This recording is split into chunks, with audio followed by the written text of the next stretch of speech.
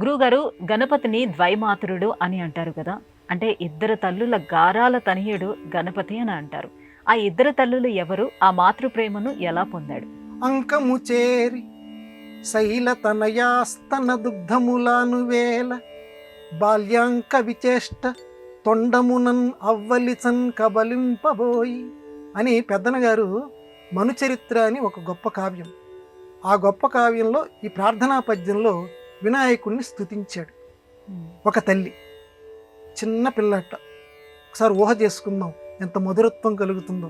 చంటి పిల్లాడిగా ఉన్నాడు వినాయకుడు. ఊహ, ఆయన బొజ్జలో పడుకున్నది. బొజ్జ కలిగినటువంటి ఆ వినాయకుడు అమ్మ యొక్క ఒళ్ళో పడుకున్నాడు, పార్వతీదేవి యొక్క ఒళ్ళో పడుకున్నాడు.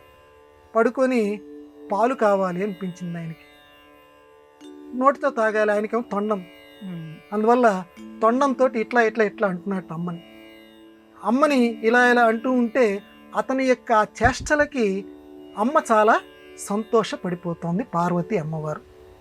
సరే, అక్కడ వేరే అర్థం ఉందని కూడా మనకు కావాల్సిన అర్థం వరకు నేను చెప్తున్నాను. అక్కడ పార్వతి అమ్మవారు సంతోషపడుతుంది. అలా ఉండేటువంటి బాల్యాంక విచేష్టతో ఉండేటువంటి ఆ వినాయకుడు మనల్ని అనుగ్రహించాలి. ఒక తల్లి.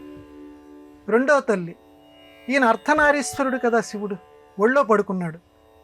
ఒళ్ళో పడుకున్న తర్వాత ఇట్లా ఇట్లా చూస్తున్నాడు తొండంతో. చూస్తుంటే రెండో వైపు గంగమ్మ ఉంది కదా శివుడి నెత్తి మీద. అక్కడ ఉండేటువంటి ఆ గంగమ్మలోకి ఈ తొండాన్ని నిలబెట్టాడు. అక్కడ ఏమైనా తనకు కావలసినటువంటి పాలు లాంటివి ఏమైనా దొరుకుతాయో అని చెప్పి.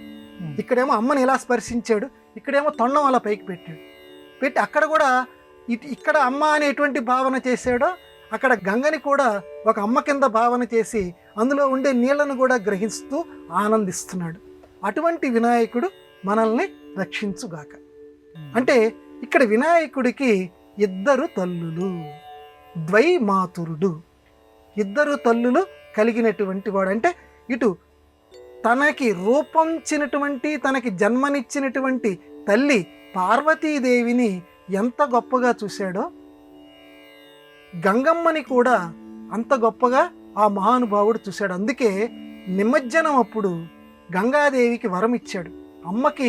ఈ అమ్మకి ఎంత గౌరవం ఇచ్చాడో గంగమ్మకు కూడా అంత గౌరవం ఇచ్చాడు. అమ్మా, నా నిమజ్జనం నీలోనే జరుగుతుంది, నేను నీ ద్వారానే మళ్ళీ మన కైలాసానికి వస్తా. ప్రపంచంలో ఈ లోకాల్లో పూజ చేసినటువంటి వాళ్ళందరూ కూడా నన్ను మళ్ళీ గంగలోనే కలుపుతారు. గంగ అంటే నీళ్లు. పూర్వకాలంలో గంగ అంటే కాస్త గంగయ్యమ్మ అనేవారు. గంగ అంటే నీళ్లు అని అర్థం. నీళ్లల్లో కలుపుతారు. కాబట్టి నీ ద్వారానే మళ్ళీ నేను కైలాసానికి వస్తా, నీకు అటువంటి వరాన్ని ఇస్తున్నానని చెప్పి గంగమ్మతో అన్నాడు. కాబట్టి ఈ తల్లికి ప్రేమని కలిగించాడు, ఆ తల్లికి ప్రేమని కలిగించాడు. అందుకే ఇద్దరు తల్లుల ముద్దుల బిడ్డడు గణపతి. అందుకని ఆయనకి ద్వైమాతురహ, ఇద్దరు తల్లులు కలిగిన వాడు అనేటువంటి ఒక గొప్ప పేరు వచ్చింది.